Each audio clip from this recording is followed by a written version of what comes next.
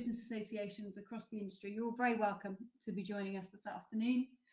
This is our penultimate instalment in the first of our series of webinars relating to COVID-19, but I will give you a little bit of a sneak preview in that we expect to be back by popular demand for a second series. So you're very welcome today. Today we're going to be looking.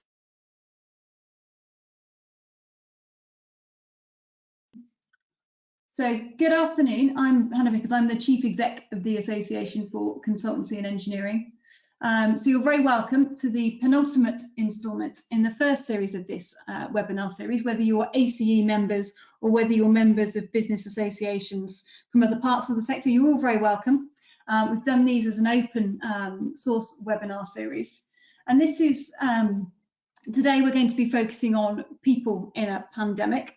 We've also done previous webinars on things like support available to SMEs, the job retention scheme, and also procurement during coronavirus. So all of those are available on our website. And today, as I said, we're focusing on people in a pandemic. So thinking about how you can look after your people, how you should be planning for their well-being. So I'm really excited, not that I can have a favourite webinar, but I think this one is going to be really, really valuable to us. So we've got two special guests today. So we have Chris Young, who is the Executive Managing Director of Tahirih, who is going to speak to us in relation to how he has managed it as a business leader. So there's some really good insights there. So you're very welcome, Chris.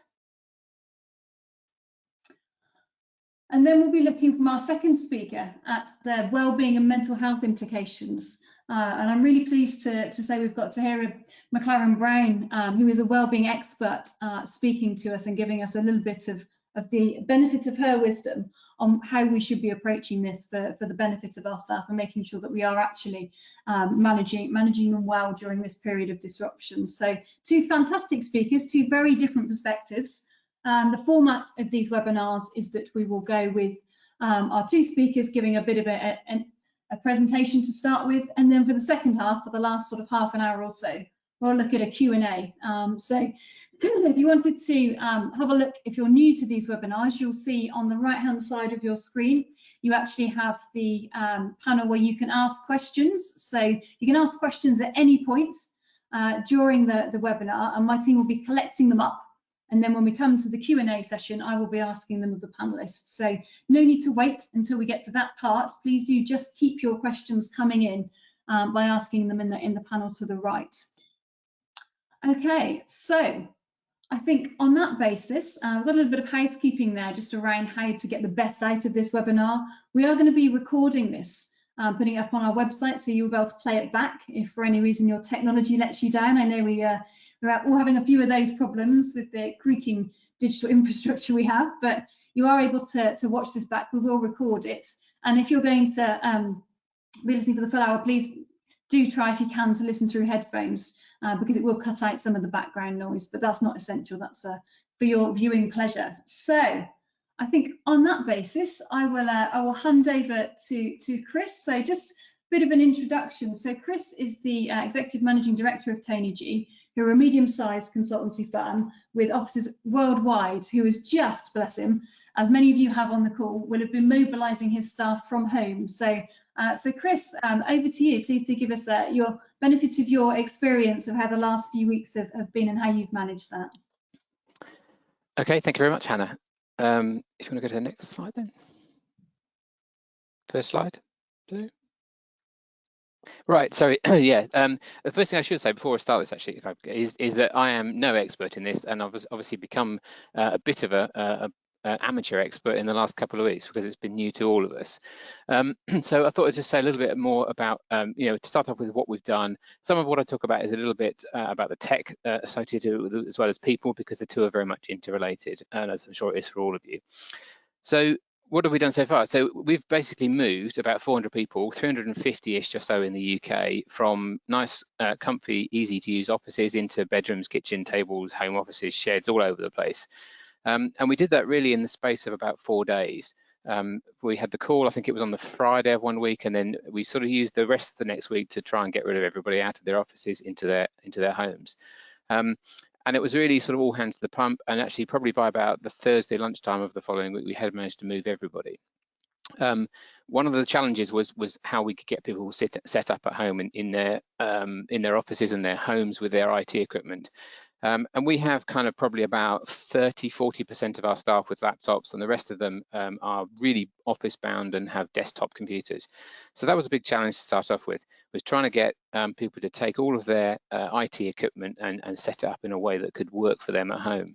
Laptops relatively easy, desktops not so easy. And actually that was our first challenge, because obviously we realized at this point quite a large number of our staff get the bus and train and cycle and walk to work. So we had kind of shuttling IT equipment around a little bit, delivering some PCs to people so they can get them home. So again, all these little sort of odd things that sprung up, and you realize that people aren't as quite as flexible and as easy to move around as you think they would. So the other point, so through all of this, we were obviously trying to carry on working, and actually we have managed to do that. You know, the transition was a snapshot day really. So it was a bit of planning, and then everybody moved out, or we staggered it, but everybody had a period when they were moving, and they were unproductive, just probably for one day or half a day. But we managed to carry on with all of our clients and talk to them and keep them informed about what was going on. And already, we found lots of new ways of working and socializing, which I'm sure you all have as well. And those that we'll talk about a little bit more in a bit more detail now. Next slide, please. So going into some of the specifics, I mean, the vast majority of what we've done really has revolved around communication. And I think that's obviously keeping people informed of what they need to know at when. And trying not to panic, not to jump to snap decisions and not to upset people in a massive way, and keeping them open and honest is the key there. I think right from the very start with all of our communications, we were telling people what we were doing and how we were going to do it, and probably actually outlining some of the potential future options for what we might do. And there's and still is actually a real tightrope to walk there between telling everybody all of the things that could happen in the future, but not scaring them witless and saying this is definitely going to happen. But actually, I was quite nervous about some of the things we had to send out as communications in that respect. And all of the feedback I was getting actually from people was that this was really good. It was good that we were being honest about these things, and telling them, what could happen in the future with, things like, changes to working hours, and even, some further down the line for us, hopefully, if at all, would be things like, pay cuts and furloughing and those kind of things. They're all options and all out there, but being open and honest with people and having those conversations via email to start with was really important. And the email thing actually is, again, very important there on the communication side. Initially, in that sort of planning and moving out stage, almost all of our communication was text-based. It was either emails or it was stuff on our intranet and situations like that. It was by necessity, really. It was the quickest way to get lots of information to lots of people in a way that could be easily understood. I was conscious when I was doing it, because most of the emails were coming directly from me. Again, we made a decision to try and keep a single point of contact, really, so we didn't get lots of mixed messages and people going off and doing things on rumours and hearsay from various different sources. But it was difficult because it was all via email. So once we've gone through this period and everybody is sort of settled in their working environments, we have had face-to-face, virtually, obviously on Skype, meetings with people. So on Friday last week, we did a bit of a summary catch-up call where I spoke to all of our UK staff, all those that were available and could dial in, and did a sort of Q&A type session afterwards, where people were able to ask questions that they've been thinking about, and I was able to talk to them and to explain that. And again, the feedback I've had from that was that it was a really valuable thing to have done, because it gave a little bit more background to some of the decisions we'd made, and just being able to see people see the face and hear the conversations firsthand was much better. On that same point, actually, one of the things that we did quite early on was we made a decision that we would try and use. So obviously we have Skype as our communication tool within our business. Various people have other things, Zoom or Teams or all these things, but we made the decision to try and use video calling as much as we possibly can. Now that obviously has a little bit of an impact on bandwidth and things like that. That's a bit of a technical thing, but just being able to see someone talking to you makes a big difference to how you communicate. So laptops easy, people take this home, but we also said to people, if you want to go out and buy a webcam, just buy a webcam. And that was, again, a good decision to make, I think. And it is interesting actually how a few people have started to turn their cameras off on things now. But again, we'll try and reinforce that message and spread the word that it's better to do that in that way. So in that initial phase and move out, complaints was another thing we were obviously very worried about. We were conscious right from the beginning. This is not going to be an easy thing for a lot of people to do, but not unsurprisingly, actually, it was really nice to see that we had virtually no complaints at all from people. We had a few people saying this is going to be really hard, and we obviously worked with them to sort out how they could do this. And actually, one of the things that we had to consider, and it's quite important, I think, here, is looking at in certain aspects people's personal situations. There's a lot of people they can set up a PC at home and they've got a space to put it, an office or a room that's not used very much. There are also a vast number of people who are living in conditions where, okay, they might be in a shared house where they just have one room. Lots of our sort of apprentices and graduates and kind of people at the younger end of their careers don't have that sort of house that they bought and everything else at the moment. So they are setting up in shared houses. There'll be lots of other people trying to do the same thing. And then you've got the situation with families with children at home and partners working as well. So again, we had to be really flexible with this and try and allow people to be as flexible as they can with their work, and really try and engender the whole kind of we're all in it together spirit. And I think we managed to do that quite well at the beginning, and everybody has bought into that message, and everyone has reacted brilliantly actually in doing that. And again, we've been very as flexible as we can with working hours. It's a bit of a sad thing to say, but actually at the moment, because we're all locked away in our houses and we can't really do anything and we can't really go anywhere, you've really got a 7-day week to some degree rather than a 5-day week. So if people need to separate their hours out and work a few hours here and there, that's absolutely fine. And obviously it's important to switch off, but it's also useful to be able to spread these things out if you can. So that's one of the things that, again, we looked at, is being very, very flexible on hours, but making sure you still keep that communication and still keep talking to the rest of your team so that everybody knows when people are working, when they can be contacted, when they can't be contacted, and those kind of things. Next slide, please. So the other thing that we did, again, quite early on was we tried to stress the importance of data, and again, this was about getting people to buy into what we were trying to do. So all of the decisions that we were trying to make and keep people informed about the way forward with the business was based on the data we had, and we had to stress the importance of collecting this data and getting people to understand why we wanted to do it. So things like completing timesheets, having the increased frequency of collection data, and the scenario planning that goes with that. Being able to sort of look at the future and keep people really up to date as to what we would be able to do and keep them bought into it was a really big, important part of it. And actually, again, people have really, risen to the challenge actually, and probably having been in a situation we're trying to be better at things like this for the last couple of years, this week has been a real impetus, and actually the amount of information we have about our business is significantly more. And we're able to use that to help people understand where we're going in the future and look at our prospects going forward, which, some of the feedback I've got, that's the thing that people are most worried about at the moment in our business, is not necessarily what's happening today with the work and everything else, but what might happen in 2 or 3 months' time, and having that data in the background to be able to look at that and to explain to people where we're going is really important. And that keeps people engaged, keeps people sort of happier and more stable in what they're doing and what they're doing with the rest of their lives as well as their work. Next one, please. So what we've done in terms of our sort of changes to how we work and our management procedures, again, looking at the levels of meetings and communication has been the critical thing.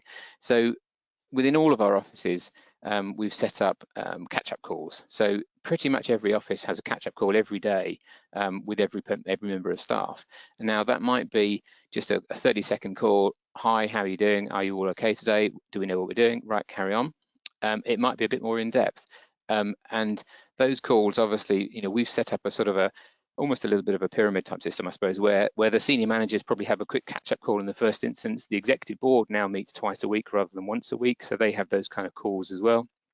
And then those calls disseminate down through the teams. So each individual project team or function group, if it's not working on project work, they have a regular call built into their program, and not everybody will attend every day, but it's there, and you can dial in and you can have a conversation and make sure that everyone's happy with what they're doing this week, next week, and where we're going forward.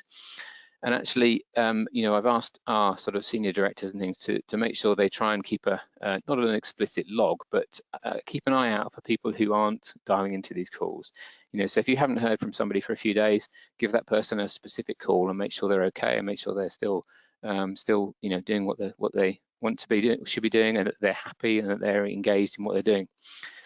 Again, there's a lot of people live the sort of some of the lower end of our careers maybe live alone and don't really see anyone for all that much of the time. So again, just that quick catch-up call to make sure everything is going well is an important part of it. Cybersecurity, I think I'll put a pass on that. I mean, it was just a sort of throw-in thing there that it was important for us. And again, having the conversations with people about phishing emails and making sure that you're being diligent in those kind of things is important, because unfortunately there's a lot of ways for people to tap into this as a route for cybersecurity issues. The holiday thing is more important though. We've looked at this, and this is something that we're still thinking about and struggling with a little bit. Obviously, at the moment, there's not much point taking holiday. People don't want to take holiday because there's nothing to do with it anyway. So we've been looking at planning ahead and trying to work out how we're going to deal with that later in the year. And again, this is looking at forward planning and keeping people informed, asking people to continue taking holidays as they can. And as much a part of that is to protect the business going forward, so that we don't have lots of people with loads of holiday left at the end of the year. But it's also about taking a break, having a switch off time. So you take a day off on a Friday, so you have some time when you're definitely not at work. And those switch off moments are quite important as well. I talked earlier on about the importance of data. So again, timesheets, keeping timesheets up to date on a daily basis. And I've kind of encouraged people and put the message out, why not make that the last thing you do every day, and that's your mental switch off. So at the end of that, you've done your timesheet and you're not working anymore. The temptation when you're sat there at home next to your PC and it's in your home environment, and it's just one step out of that room into the kitchen or wherever it is, the temptation to carry on working is great for some people, and you need to have that switch off so that you're not constantly on call, not constantly working. Next slide, please. So this is the final one, really looking to the future. We're trying to look at how we can carry on. So obviously with the work side of things, it's a matter of just carrying on, producing the work we're doing, talking to our clients all the time, talking to them about any delays, any contractual things, any program things. But it's also about motivating people and keeping people engaged. It's a rather bizarre scenario though in these first couple of weeks, where it's sort of strangely quite exciting for people. It's a very different thing you're doing. You're moving out of office, you're working in a home environment, and it's almost a sort of a batten down the hatches, but it's a strangely exciting thing. So people are very engaged at the moment. Obviously the issue is in 2 weeks time, 3 weeks time, 4 weeks time, whatever it be, is keeping people happy and engaged, and making sure that they're not just becoming completely depressed with where they are and what they're doing. So a lot of the things we're doing is around keeping in touch. So I've, again, talked to people about staying in touch with friends and family. You can do that by Skype and FaceTime and all those things. But again, our social committees, which run in our offices, normally they're organising things like trips out to the pub and sporting events or whatever. We've already had, people looking at things like online quizzes. We've got a talent show being organised at the moment with video clips and things coming through. So trying to get people to be creative about how they keep the contacts, how they keep engaged with everyone, and stop losing, so you don't lose contact with people. One of the most strangest feelings of this whole thing so far actually was on that Thursday or Friday of the week when we sorted it all out. I was sort of saying goodbye to people, and I thought, I don't actually know when I'm going to see these people again. Maybe 12 weeks time, maybe 6 weeks time, whatever. But it was weird saying goodbye to so many people and not knowing when I was next going to physically see them. So all of those things that we're doing about keeping people engaged and keeping the social interaction going between people, those are probably more important to a degree than actually some of the business technical things that I've talked about as well. It's keeping that team together. And one of the critical things as well is that, we've talked about not making decisions that short-term decisions now that muck us up for years to come. We know this is temporary. We don't know how long it's going to be, but we all know it is going to be temporary. So things like shutting down completely on recruitment, or stopping student sponsorship schemes, or stopping recruitment for new apprentices, those kind of things, those are really short-term decisions that will affect the people that we have working for us for a long, long time in the future. So we've been very conscious not to do those, not to make those snap short-term decisions in destroying what might happen in the future. And the final thing there is just about keeping people informed and motivated. So I talked about face-to-face calls with myself on last Friday. We will almost certainly have more of those in the future, and they'll probably become a sort of almost a regular feature, actually, of just keeping people informed, talking to people about what's happening, where we're going, and what might come in the future for us. So I think I use this phrase in our business quite a lot about the important thing is to keep talking and keep communicating, but it's even more important now than it ever has been. And I think that's probably the final thought that I'll leave you with on that one. So I think that's the end of what I need to say. Fantastic. No, thank you, Chris. That was brilliant, really interesting, and actually very brave of you, considering none of us have done this before. So thank you very much for coming forward and just sharing your experiences and your thoughts on it. So we're already starting to get some questions through, so please do keep those coming, and I will keep a note of them ready for when we get on to questions. But I'd like to introduce now Tahirih McLaren-Brown, who is going to give us a very interesting and I think quite different presentation around well-being, and perhaps give us some food for thought on what we could be doing with our colleagues and with our staff over the coming weeks and maybe months. Perfect, thanks so much. Now I've got a lot of slides, so I'm setting myself a timer so I stay on time. So if you could just pop to the next slide. Okay, so I'm going to be talking about making wellbeing your priority, and I've split this up into things that help individuals, but also for staff as well. So we're going to start with talking about how you can look after your own wellbeing during this time, and then we'll move into staff. Next slide, please. Perfect. So just a quick introduction to me. I'm a mental wellbeing coach with mindfulness training, and what I specialise in is one-on-one coaching and workshops for companies. And obviously I was doing this in-house, and now I've moved to online. And with things that are happening at the moment, I'm now specialising in workshops, consulting and coaching for remote working and furloughed staff. So sharing with people how they can look after themselves better while they're working from home, and also providing advice for companies on how to do this for their employees. So we're going to be talking about today a wellbeing checklist for yourself and that you can share with your staff, making remote working work for everybody, creating connection remotely, and also I'm going to touch on the wellbeing of furloughed staff, because that might be an issue that comes up for a lot of us in the coming weeks, or you might already be having to do this now in your company. Next, please. Now, before I get going on that, I've just got 2 points. The first one is no one knows what they're doing, and that's okay. This is a time for all of us where we're not sure what's happening. It's all really new, and we're all figuring it out together. So it's going to take some trying, it's going to take testing the water. We're going to make some mistakes sometimes, but it's just about doing your best and adjusting during the time so that you are figuring out what works well for you and what works well for your company. Next slide.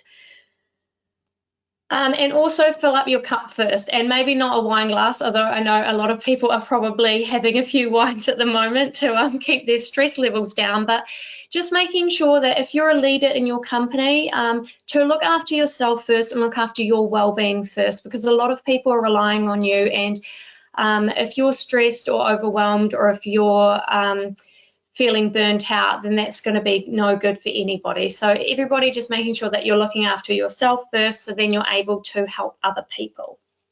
Okay, your wellbeing checklist. Move on. So the wellbeing checklist is, I've got some points that we can do, all of us in our lives, that will make this whole situation a lot better and make sure that we are actually enjoying our days and enjoying our remote working and enjoying our time at home. So the first important thing is having a schedule. And so in the schedule, I've put in a morning routine, so making sure I'm getting myself ready for work. I'm having a little bit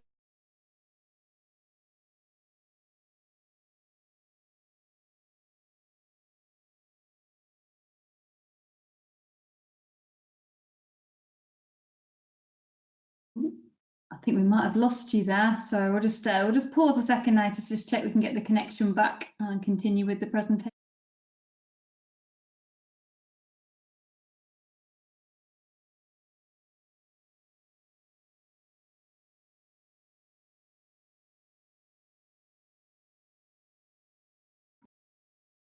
Still there? Just bear with us a couple of minutes just while we look into what's happening here.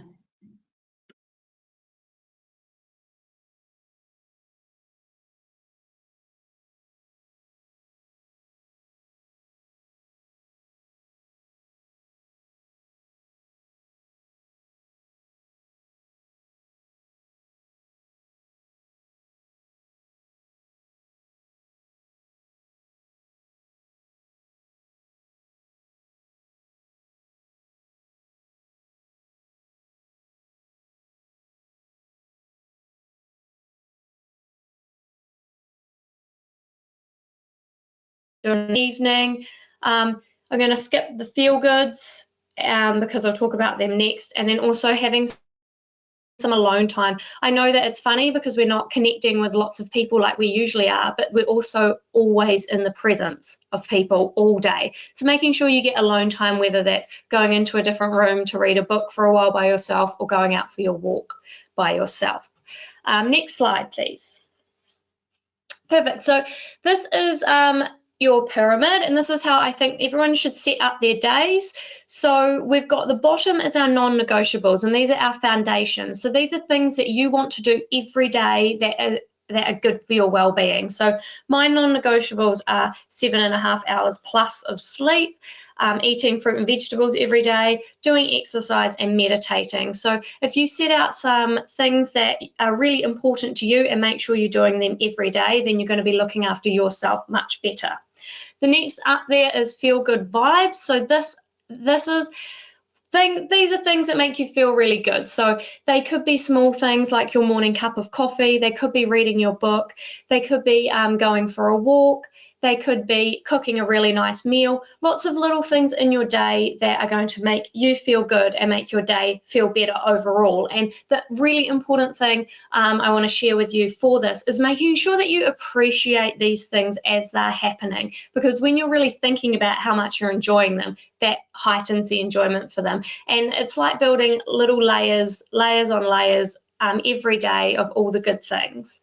And then the last is bonus points. So I think bonus points are special things that happen in your day that don't happen every day, but they're things you really enjoy. So say you have a group family call, or you on Sunday we had a barbecue, next Sunday it's going to be an Easter egg hunt. So having these things that make you feel really good and are like special things that are happening, and you kind of have to plan these special things at the moment, because as we're not going out, we need to make sure that they're happening in our houses and in our backyards. Okay, next slide. Moving on with the wellbeing checklist. So I've got house rules, as Chris also mentioned. Sometimes we're with our families, or some of us will be in flats with other flatmates, or some of us will be living with one or two other people. So setting up house rules for when you're working, when you can take calls, if you have a shared lunchtime together. This is really important for kids, so knowing like when is okay to come and talk to mum or dad, and when you guys can have a lunch break together. This can make everything a lot smoother.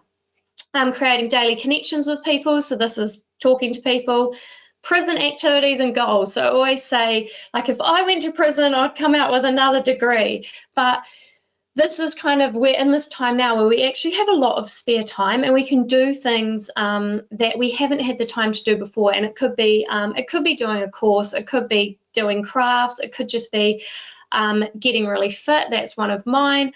But also don't put pressure on yourself if you don't want to do anything like that. My partner is really enjoying playing Xbox every night, and that's kind of his prison activity. And obviously it's not something that I would do, but he is making the most of that time. Making sure you create a weekend so the week can kind of flow into one. So creating really special activities that you're doing in the weekend at home that make it feel like you're actually having a break.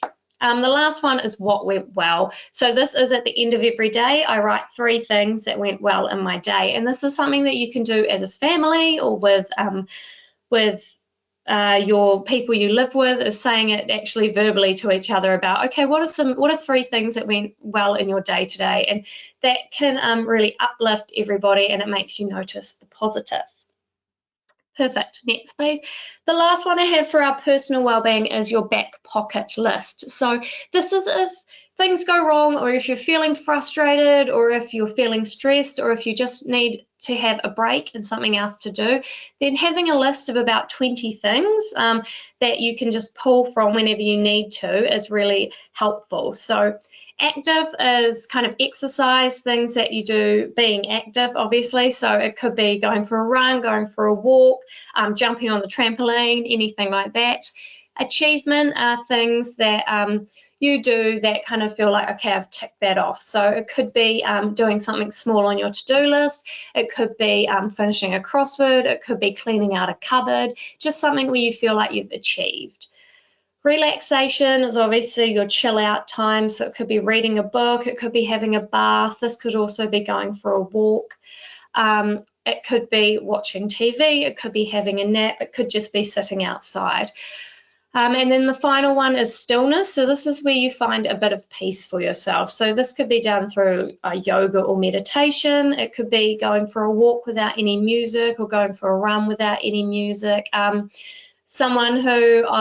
friend has got some new kittens, so he just kind of sits and watches them play, which is really relaxing. So just finding moments where you're giving your mind a rest and you're able to kind of tap out of the situation around you. Okay. And did you know that we're in strange and uncertain times? How many of you have had that email? I hope you're doing well in these strange and uncertain times. So I just want to say to this, just chill out. Let's just be kind to ourselves, and let's just make allowances for ourselves, because do you know what, working from home is completely different, and being in your house all the time is completely different. And some days you're going to feel frustrated, some days you're going to feel incredibly unmotivated to do anything. And so just knowing that, like, that's okay, working through it yourself. And then sometimes if you're having a day where you're just like, I just can't put up with this anymore, going back to your non-negotiables, going back to your feel goods, going to bed early and starting the day again. But just knowing that it's okay if things feel tough sometimes, because they're going to. Okay. Making it work for each individual. So just going to quickly talk on how you can help your staff now. So we're moving into helping your staff in this situation. First up is encourage flexibility with schedules based on strengths, environment, and personal preferences. And Chris also talked about this, about how they helped their employees with working around their families and their workspaces. And I think it's really important that with all your staff, you communicate with them that it's okay to do things a little bit differently at the moment. Some of us are morning people and some of us are not. And some of us like to get our work done in one big chunk. So maybe they'd like to actually have a short lunch break and start a little bit later, finish a bit earlier, and just get it all done. I like to have a 2-hour lunch, so I'm starting work a little bit earlier, and then I'm having a 2-hour lunch where I can have lunch with my family and also go for a run or do some exercise during that time. And like Chris mentioned as well, if you've got family to work around, so it could be quite difficult for parents who are trying to help children do their schooling or keep them occupied. while they're also doing their work. So perhaps having a little bit more flexibility in the hours they work. Maybe they do a little bit of work later on when the kids have settled down. Just communicating with your staff that it's okay to work to your strengths and your environment and your personal preferences at the moment, but making sure that they communicate that with you and that everybody has a really good understanding about when people are going to be working and when they're going to be needing their breaks. Okay. Now I'm going to quickly touch on creating connection remotely. So next slide is what not to do. So having a check-in with everybody is really important, and this can be done through Teams, or it depends on the size of your organisation. It could be kind of, if you've got 20 people in the office, it could be everybody. Here is a quick what not to do, and this is legitimately one that I received. So it just says morning roll call. There's no message, there's no nothing. What are you asking here? Are we alive? Yes, we're alive. Have we turned up to work today? Yes, we've turned up to work today. This kind of question isn't really looking after the well-being of your people. It's more saying, are you here? I'm just checking in. And if we go to the next slide, these are some ways that we can actually do really good well-being check-ins for your staff and team. So the first one I have is a scale from 1 to 5, and these ones, all of these are kind of making it easier for people to say how they're feeling, because if you say to somebody, how are you feeling today, and they're feeling quite anxious, or they're feeling really frustrated, or they're feeling stressed out, they're often not going to reply to you saying, I'm feeling really anxious today, because they feel self-conscious saying that. So having a wellbeing scale where you might say from 1 to 5, where 1 is you feel you're not feeling very good at all and you'd like extra support, where 5 you're on top of the world and you're having the best day ever. So having that sort of scale, and you can lay out what each number represents, can be really easy to say, checking in this morning, everybody, how are you feeling? Send me back, you know, what you're feeling on the scale. Another fun way to do this is with emojis. So you can pick the emojis that you feel represents how people could be feeling, and they can send in an emoji. This is quite good for if people are feeling a bit, maybe they're feeling anxious or depressed, or they're feeling that they're struggling with the situation, because if you put an emoji that might be like the rain cloud, it doesn't feel so intense saying that if you're just putting a bit of a rain cloud. I've put a pineapple here for being really positive. The rolling eyes emoji is maybe you're feeling really frustrated, and the little hand up for me could be like, hey, I need some extra support today. So having these like different ways that you can check in and staff can feed back to you can be really helpful for them, and also it opens up the conversation a lot more about their well-being. Lastly, just ask some more questions. You can say, thanks. Asking more questions like how's everybody feeling? What did you do on the weekend? What things have you got planned for your day? Those sorts of things can really bring out conversation. And before we move on, I just want to quickly say the most important part of this is the follow-up. If somebody replies to you with a rain cloud and then you don't get back to them, that's not what you want your check-ins to be. And I know it can be quite, as a leader, it can be quite scary if somebody says to you, do you know what, I'm feeling really anxious today, and you think, oh God, I don't know how to handle this. But really all you need to do is to be there to listen to them and to ask them what support they need. And you can ask your HR for assistance if you want, but most of the time people just want to know that you're listening to them, that you're there, and that you're there to help with their needs. Okay, moving on. Unlimited phone of friends. I think it's really important to encourage people to call each other and talk about things. It can be as simple as, say you've got a question that you'd usually just ask a team member, just give them a call. I think each company can really emphasize this and encourage this, and I know Chris said this as well about making sure that people are doing video calls so they're seeing each other's faces. It's really important to have that set in place to say, hey, let's call each other all the time whenever we need something. Okay, next. And the next thing is about creating culture and connection. So like Chris said, they've been doing things at Tony G, and so there are so many ways that you can do things to create culture and connection in your workplace. So it could be morning teas, it could be Friday night drinks, obviously all on video.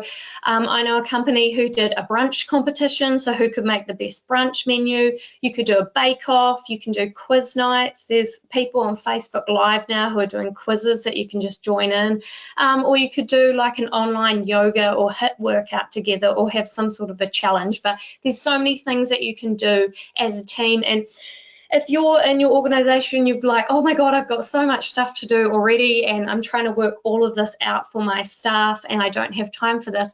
Just think about people in your organization who are usually really into doing social things, or if you've got a social committee, or if there's one member of your team who loves doing things like this. Just get them on the job and get them encouraging everybody else to be doing it. Okay, lastly, I just want to talk about the well-being of furloughed staff. So this is something that's happening for a lot of companies at the moment, and I'm predicting that in the next couple of weeks it's just going to grow even more. And it's really important that we look after our furloughed staff and probably put their well-being at very top of our priority list, because this is something that's really uncertain, and it's something that can really affect somebody's mental well-being. Next slide.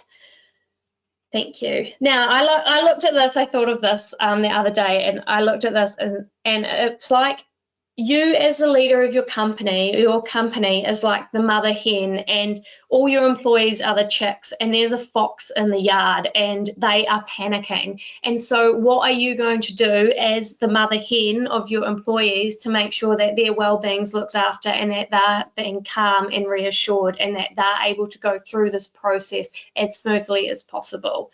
Next slide. So here's some points about looking after the wellbeing of furloughed staff, and this is a article that's on the ACE website at the moment that I wrote. So I'm going to whiz through these, but if you want to go on the website and read the article, there's a lot more information under all of them. So firstly, it's about having open communication, and Chris emphasised this as well just throughout this whole remote working process. So making sure that you're really open with staff about what's happening with the furlough, and making sure that you're giving them enough information so they feel confident in your decisions, but not enough that it ignites fear in them as well. The next is having reassurance with a written plan and salary. So making sure that if you are having a meeting with a team and saying, you know, there's a potential of being furloughed, what this actually means for them. Do not let an employee leave like a call with you to have to go and calculate how much 80% of their wage is going to be. Making sure that they know all the information, because it's the unknown and uncertainty that creates anxiety and fear in people. So making sure that you have everything laid on the table for them is really important. Individual support, so knowing which employees, some employees are going to take to this like a duck to water. I was coaching someone last week. He is so excited about being in furlough because he has got all these things he wants to do, and he's just grateful to have his job still. Other people are going to need a lot more support, especially if they're living at home by themselves and they aren't sure what they're going to do with their time. That's what I really want to point out, is that emphasize their value and highlight their contributions. We all know at the moment that it's the economic situation and the pandemic that's causing people to have to furlough their staff, but that doesn't mean that individuals aren't going to question their worth and value in your organisation.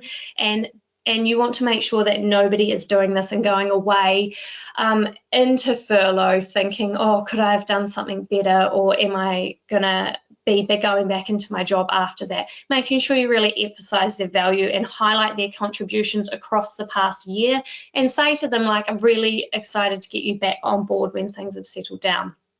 Help them with a budget. You don't have to write a budget for them, but for some people it's going to be difficult, the financial impact. So making sure that you give them resources that is able to help them with that. And again, schedule regular check-ins with people, and this can be judging from their needs that they have. Next slide. They're not a hot potato, so don't drop them. A lot of people with furlough staff are really emphasising, you're still part of the team, you're still part of the organisation. So make sure they really feel like that. If you can still have weekly team meetings where they're included, if you can still invite them to all the social things you're doing, if you can include them in a way that say they're going off and they're doing a lot of baking or cooking in their spare time, and making them come into your staff things and showing what they're doing and involving them in all that kind of stuff, that's going to stop them feeling so isolated. Because if you think about it, a lot of their purpose has now been lost in their day, and so making sure that you help them find a new purpose and that you also support this new purpose and involve them in things is going to make them feel still a lot more connected with you, and not that they've just kind of been left out by themselves. Next slide, please. The final questions I have for all of this, and just the questions to pose to all of you, is what outcomes do you want from this, and how do you want to be remembered by the end of it? I said at the start that nobody knows what they're doing, and that's okay. But while we're figuring it out, think about how your staff are feeling about you. If you look after their wellbeing now and show flexibility and care, they'll come back to work more loyal, more invested, and they want to help you do well as you get back on your feet. So in a couple of years, we won't remember the boring days we have. We're not going to remember the frustrations of working from home or the worries that we really had about the economy. But your staff will remember how you treated them and how you made them feel. So it needs to be a really big outcome for you about how you really want to make people feel during this time and how you want to be remembered for this. Perfect. Next slide. Cool, thank you. That's all from me. Thank you so much. And those are just my contact details, but thank you for listening, and definitely fire through any questions to Chris or I, because we're hanging around now to answer them. That was brilliant, thank you, and very, very interesting and a different perspective as well. Awful lot of practical advice in there, so that was really, really valuable. Thank you. As we said, you've done the blog for us as well, so there is further detail if people want to reference, because there was quite a lot of information there to be noting down. But no, that's great, great different perspectives for us, and brilliant. We don't have enough presentations with emojis in our industry, so. Right, we've got a couple of questions in, so I think that'll probably be one each. And then if people do have any, please do send them through, because if we don't get through them all now, we will be able to follow up and come back to you. So the first question I think would be to yourself, Chris. And this is somebody asking about the future. So do you think this will change how we all work and communicate in the future after we get back to normal, or what will be the new normal? I'm sure there'll be plenty of data that comes out regarding numerous things like improved environmental conditions, through less travel, mental health, better mental health, and improved work-life balance. I mean, what's your perspective on how this might change Tony G? Have you got any thoughts on that, looking to the future? Yeah, absolutely. I mean, it's interesting. Actually, it's exactly one of the questions that was asked after I did my presentation on Friday to all of our staff. Is what are the opportunities for working different like this in the future? And I think you'd be naive to think it's not going to change it, because one of the barriers to home working and flexible working that has always been there is the perception that people won't be working as efficiently. So if during this period people can demonstrate that they can work as efficiently and we still get the things done, it takes away one of the massive barriers to this kind of thing. You have to be conscious as well, I think, though, that just because it works really well for you, it's still not necessarily the thing that will happen, because you've got to make sure it doesn't upset the rest of the team, and it doesn't it might work better for you to work from home, but if that puts a lot more stress and a lot more workload and pressure onto other people who aren't doing that, then that's obviously part of the equation as well. So I think the answer is it will. I'm sure it will. I mean, not just in our industry, but in the whole world and the whole UK and the whole world, it will. It's interesting as well that we talked this morning at our exec board meeting about we're spending a lot more time organising and participating in meetings at the moment. So we're having more meetings and we're having more time to communicate and to set them up. But actually, when you look at probably the overall amount of time, when you take out all the travel that you're not now doing, you're probably still spending less time overall when you lump it all together in meetings, because you're not having to travel between them. So, and people are realizing that, you can do a lot of the things that you used to do face to face, you can do over a Skype link and stuff like that. So I think it will change, and I'm sure it will change actually. I mean, I think you couldn't envisage going back to exactly how we were working before. But I think you also have to bear in mind that there's a risk of not jumping too far forward and saying, right, we had to do everything like this and we'll just scrap all our offices, because that would cause a lot of hardship for a lot of people. Thank you, Chris. That was really interesting. And then they say kind of a balanced response, and maybe if we're all sat at home working from home, it's be quite easy to become very focused on what works for you and perhaps not be as aware of what might work for your colleagues. I think that's a really good pointer as well to keep us all thinking about what the new normal might be. Okay, so a question for you, Tahirih. So we've got a question in that says, we're just entering our 3rd week as a scattered team, and we also have daily catch-up calls. This person is finding that enthusiasm is waning. So what strategies do you have for keeping teams engaged in the social aspect of work and keeping them together while we're in this dispersed period of working?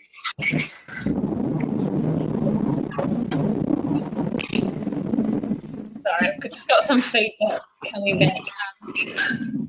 Can you hear me okay? Yeah.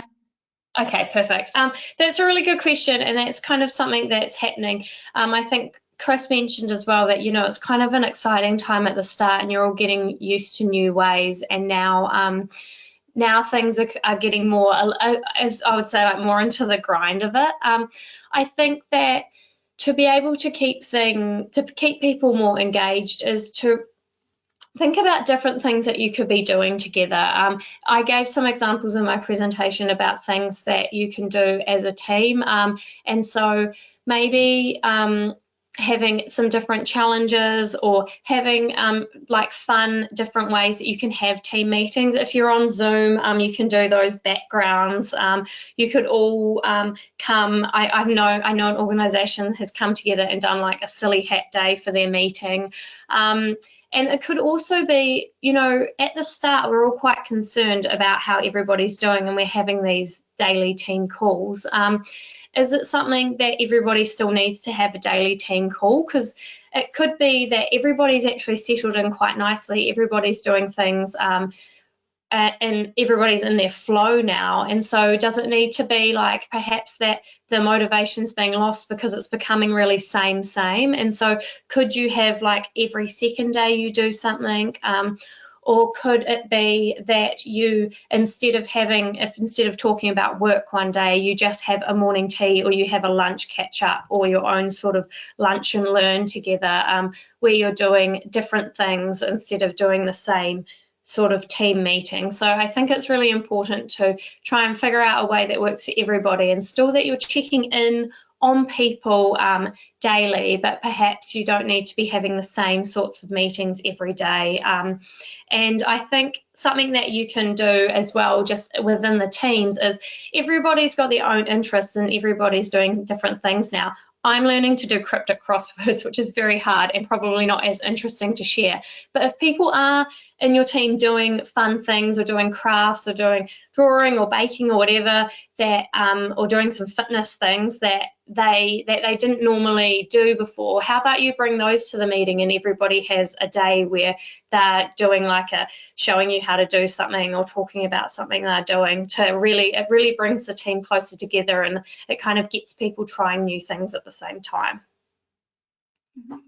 Brilliant. Again, lots of content in there, lots of really practical advice, and I thank you very much for that. Right, I've got a sort of final question, which I'll put to both of you, if we can go for swift answers. So Chris, we'll come to you first, but I will put this to both of you. So this is saying really great practical tips for staff who are now able to work from home, who've been mobilised to work from home. But what about any advice on how to boost morale of staff who are still out there working as normal? So it may be even within the same business, you've got people who are still on site, who are still sort of out and actively working in perhaps similar to conditions to where they were, if not a little bit more challenging given the sort of social distancing rules. So Chris, how are you managing that in TNG? The simple answer is we're not, because we don't have anyone like that actually. I think we've got, our entire UK staff are now working from home. We did originally when we set this up, we thought we would probably have a couple of people who would be in the office all the time, going in to check the post and do some work from the offices, but we just haven't got that. We've managed to get everybody off site, so we haven't got that situation. I think if I was going to, if we were going to have that situation, I think, it's just a matter, as we were saying there, that about keeping people involved and keeping people as part of the team, and really just trying to keep that community spirit that everyone is in it together. I mean, I think that's the overwhelming message that we've managed to create, I think, within our business, is that we are all trying to make this work for us all in the future. And just any ways to keep that together. But as I say, I don't have any particular practical advice because we haven't got that situation. No, that's fair enough. I mean, I know certainly from speaking to the contractors, so they're very, very much focused on people's safety as the first priority when people are out and about and, working as normal. But like I say, equally, there is that sort of making sure they're still connected. And it'll be entirely different, I guess, from their perspective as well, being connected back into people who are working from home rather than, being able to sort of drop into the office or check in with the office. It will be quite different, I should imagine. So Tahirih, have you got any thoughts on that in terms of people, where you've got an organisation where part of the staff have got very different ways of working now, and the other half perhaps are still, largely doing what they were before, albeit with a few sort of extra health and safety rules around them? Yeah, I think just again to emphasise the point of connection and making sure that the staff who are still going into the office are staying connected with everybody else and are still involved in everything else. If you think about, so if you imagine your office now and you go in there and there's only one or two other people, it's going to seem like quite a weird place, and it actually might feel lonelier than it does if you're working at home with a partner or your family around. So just making sure that their well-being is being looked after as well, that they're maybe even having more contact than normal. And I think as well, if the company can really show appreciation for what they're doing, because they are actually putting their health on the line to go to work every day. So if they are in the office, making sure that they're really acknowledged for that across the company, to say, there are still people who are working, going into the office, and we really appreciate their efforts with this. And that can actually just boost somebody's, self-esteem and what they're doing. And so having to go into work each day doesn't feel like they're so isolated and alone in doing it. Yeah, I think that's a really good point, isn't it? Because it could be quite easy for some of that to go sort of under the radar, in that we're not actually seeing the people go to the offices, go to site. But yeah, maybe sort of calling them out and recognising what they're doing, I think is a really good tip actually. Okay, so I think we're out of time, but no, thank you very much. 2 very interesting presentations. I really appreciate the different perspectives and the thought you both put into preparing that for us. I mean, it was fantastic for everybody on the call to be able to learn from it. So thank you very much. Just to remind everybody that there's the blog from Tahirih up on our website now. And actually later this week we've got the next and the final in the first series, although I'm sure it's going to be commissioned for a full second series of different topics. So please send your thoughts through. But later this week we're going to be talking about communicating in a crisis, which follows very much on from a lot of the themes coming out today. So looking at the sort of technicalities of how to communicate, what forums to use, what messaging to use. And we've got guest speakers from ACOM, from Costain, and actually our own editor from Infrastructure Intelligence to give their perspectives on how to manage this communications during this slightly disrupted period of working. So as always, thank you very much for joining us. Thank you again to our guest speakers, really, really valuable insights that you've shared with us. And I look forward to seeing some of you come back on Thursday for our next round of webinars. Take care all. Bye. Thank you. Thank you.